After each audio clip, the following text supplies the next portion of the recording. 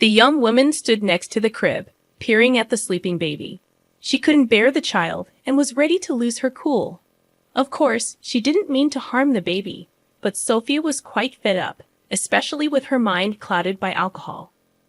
This child served as a painful reminder that her husband had been married before, and this baby was the result of their past love. Sophia felt anger every time she looked at the child, but she had no choice but to endure Christina's antics, even though she didn't want to. Sophia wished for her own kids as son or daughter with Adrian, and she didn't care about what would happen to Christina. Frustrated, Sophia left the nursery for the kitchen, where she received a message from her spouse, and started setting the table. She prepared a meal and brewed some coffee while glancing out the window. Soon his car appeared, and she flinched, unsure why she reacted that way. She had been anticipating this moment to have a much-needed conversation. Sophia had tried to start this conversation before, but fear always held her back. She was afraid that if she gave him an ultimatum, her or the girl, he might leave her. She didn't want to share a roof with his child from his previous marriage, even though she had no connection to the girl. Adrian entered the apartment, shaking off the snow from his coat, which instantly melted onto it. He was covered in snow, even though it was only a short walk from the car to the entrance. After removing his boots, he went straight to the shower to warm up. And when he emerged, he changed into fresh clothes and made his way to the kitchen. Sitting down at the table, Adrian appeared far from cheerful. In fact, he had been in a sour mood lately, with work problems piling up and affecting his family life. He glanced at his wife, knowing she was about to start an uncomfortable conversation that wouldn't make him happy. Adrian brought the coffee closer and took a sip, immediately noticing she'd forgotten the sugar. She sat across from him, looking at him as if he should have known what this conversation would be about. Adrian, we're a young family. We should live on our own, she said, addressing her husband. She wanted him to make the decision himself, and desperately hoped he'd agree to take care of the girls somehow, even if it meant not having children of their own. She just wanted to be alone with Adrian and get rid of the constant reminder of his late wife. Really, Adrian, we should have our own children or just be a couple. She's a complete stranger to me. Why do we need someone else's child in our home? You don't even deal with her. You don't interact or communicate with her at all. Why should I be the one dealing with it? She pressed, urging him to see her perspective. Adrian replied calmly, Well, let's start with the fact that you're a woman. He felt anger brewing inside him, irritated by his wife's repeated conversations on this topic. It seemed she would continue until the very end. He continued, Why do I have to listen to all this right now? You stay home all day, and I provide for you. All you're required to do is clean the house, cook meals, and take care of the child. That's it. Instead of saying thank you for my constant hard work, I have to listen to your complaints. Sophia, exasperated, retorted, Yeah, whatever, Adrian. What complaints? I just want us to be a happy family, not like we took in a girl no one wants. I'd understand if you actually cared for her, spent time with her. But you brought her home like a pet, and I'm stuck dealing with her. Sophia calmly expressed her frustration, though there were hints of tension in her voice, like she was on the edge of losing her cool. She had promised herself to keep the conversation civil this time, hoping to avoid the outbursts that hadn't worked in the past. She was desperate to get the girl out of their house. Their talk grew louder and more intense, and the little girl, whom Sophia thought was asleep, was actually wide awake.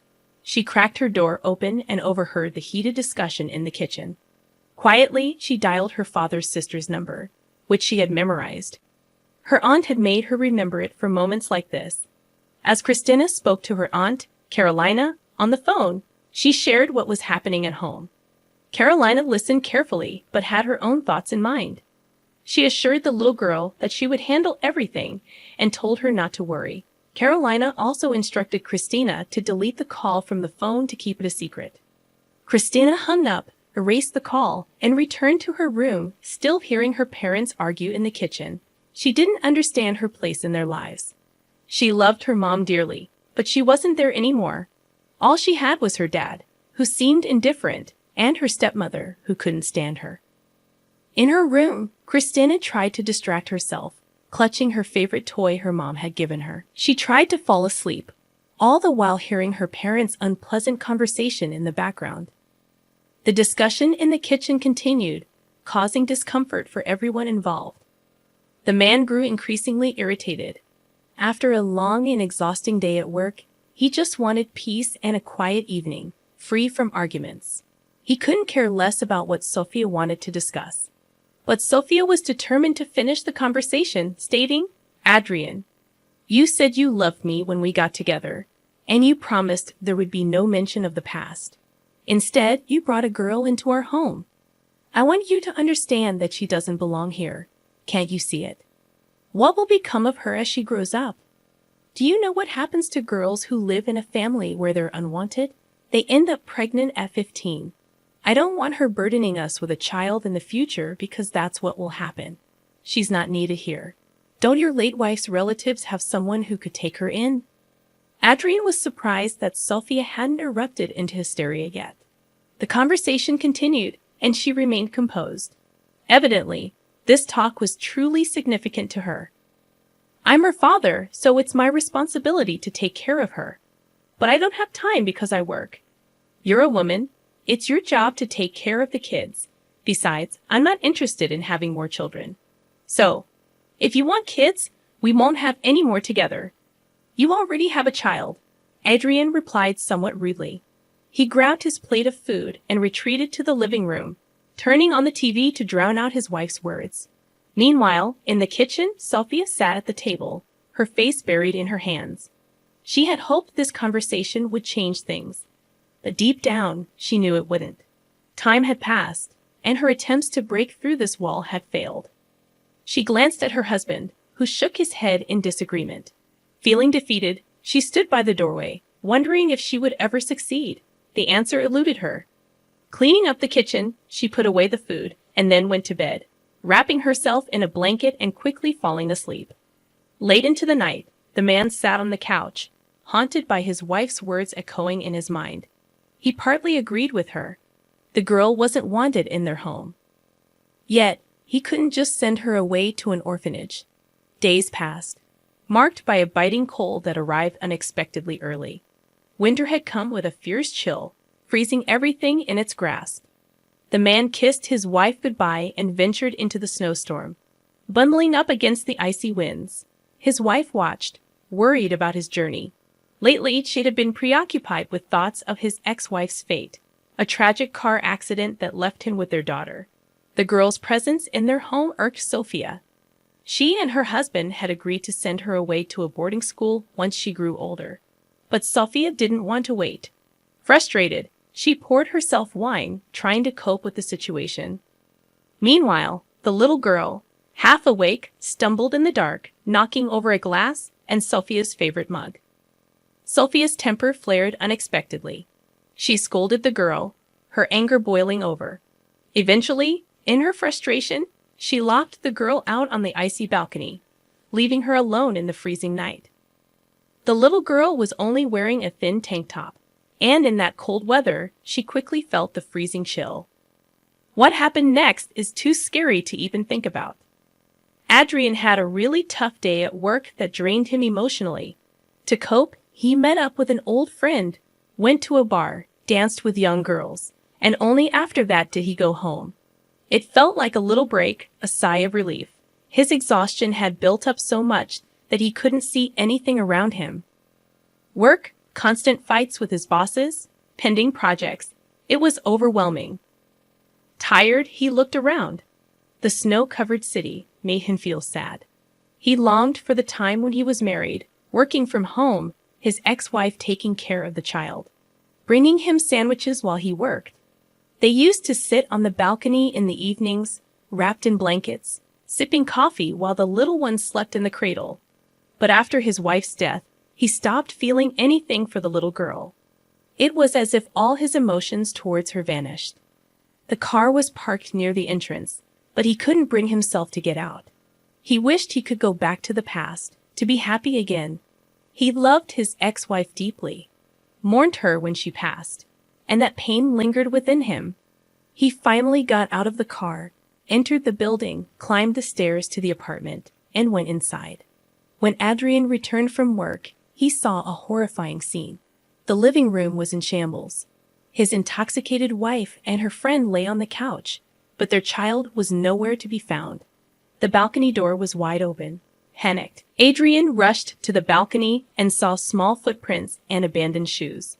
He shook his wife, trying to get answers, but she was unresponsive. He closed the balcony door, feeling a mix of shock and confusion. Adrian decided not to take any drastic steps until his wife sobered up. He forced her into a cold shower, gave her coffee, and repeated the process until she could talk properly. She was shivering and still couldn't explain what had happened. He left his wife alone and returned to the living room, leaving her with her friend. Adrian was shocked by what had happened. He couldn't sleep until 4 a.m., realizing he had to work the next day, or rather that day. He kept wondering where his daughter could be. Sophia could only speak clearly by 6 in the morning. Adrian couldn't fathom why she felt so terrible. He was afraid to imagine the mess they had gotten into. Sophia said his sister had taken little Christina. Adrian froze, not understanding why Caroline was involved. Without dealing with his wife, he quickly got ready and went to work. Throughout the day, he couldn't shake the need to visit Caroline and have a proper conversation with her. After work, despite the heavy snowfall, Adrian drove to his sister's place at the other end of the city. He parked near her familiar house, knocked on the gate, shivering in the cold. Caroline appeared at the doorstep, a beautiful young woman with long braided hair. She led her brother inside, and he explained he couldn't stay long due to the snow. Adrian questioned why Caroline had taken Christina in the first place. She told him that a few days ago, Christina had called her, saying her stepmother was tormenting her. When Caroline arrived, she found the girl in a terrible state because Sophia had put her on the icy balcony in just a tank top. Caroline quickly took Christina to the hospital, wrapping her in a fur coat to warm her up. Meanwhile, Sophia was busy getting drunk with her friend, completely unaware of what was happening. The doctor assured them that Christina would be fine, but they needed to keep her under observation due to severe hypothermia. Caroline couldn't understand Adrian's calm reaction. She was furious that he hadn't protected his daughter. A real father, she thought, would have confronted his wife for nearly killing their child. Despite her frustration, Adrian didn't say anything, leaving his sister to question his lack of action. He told his sister, "I even agreed that we would send her to a boarding school once she reached school age, but apparently she decided not to wait. We understand that we don't need her," Adrian said honestly. Carolina was shocked but chose not to argue. She changed the subject, deciding that if Adrian didn't want the girl, she would raise her herself. She found herself in a similar situation in her own childhood, when she was unwanted by her family. Adrian came back home the next day after work, feeling a strange mix of emotions. He looked at his wife, who was clearly worried about him. They hugged each other in the hallway, and she confessed her love for him. They spent a lovely evening together, talking, watching TV, and eventually making love before falling asleep. Carolina, on the other hand, stood outside the hospital, waiting for her niece. When she saw Christina being brought towards her, she entered the building. She signed the necessary papers, picked up the little girl, and carried her to the car. Christina felt safe with her aunt, not her stepmother, and began crying when she thought about going back.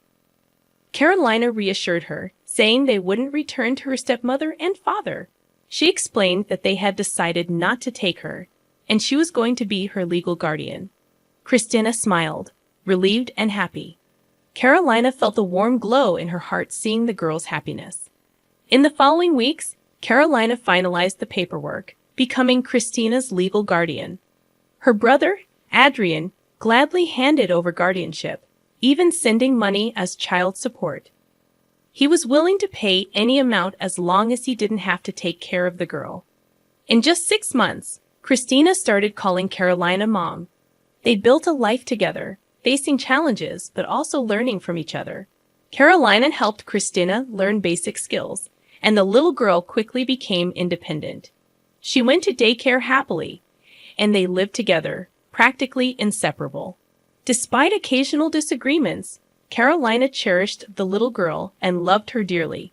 The past didn't matter anymore. What mattered was that Christina was safe and happy.